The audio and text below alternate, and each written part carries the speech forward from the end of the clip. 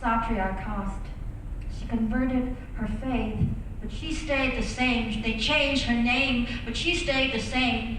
She bore 11 children and devoted her life to them. Quiet and patient she was, and kind. She smiled quietly, cried quietly, did endless chores quietly. Her only music was the crackling firewood for the food that she constantly cooked. All her life, she wore kabayan kain tied around her tiny frame with a stagen. Quiet and patient she was, and she loved me. For a brief moment in my life, she loved me. She said, "Look, jadi orang ojo mentang-mentang. Don't grow up to be arrogant. There's always a sky above the sky," my grandmother used to tell me. My grandfather had a love for poetry. He was also a devout believer who would always fall asleep next to the holy text with his song book tied above his head. He was the kind of a man who always kept God within his reach. He led a pious life, and in return, God turned him into a poet with a heart who is humble and bashful like a shy mimosa plant. But his sturdy arms could lift the weight of the world alone.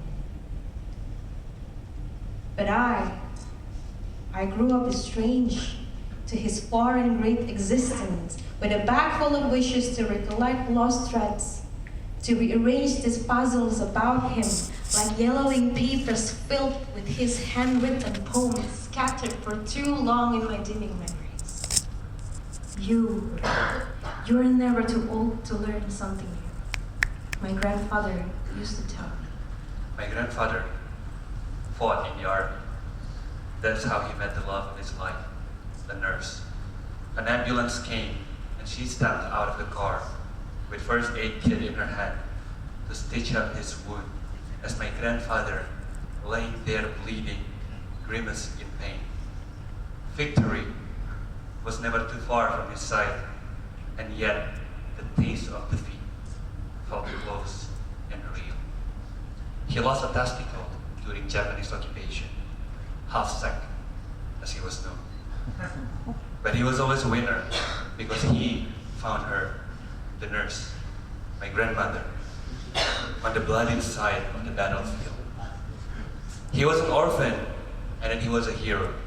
He was no one, and then he went to build an empire, seeking better lives for him, for his wife, for his children, his grandchildren, me.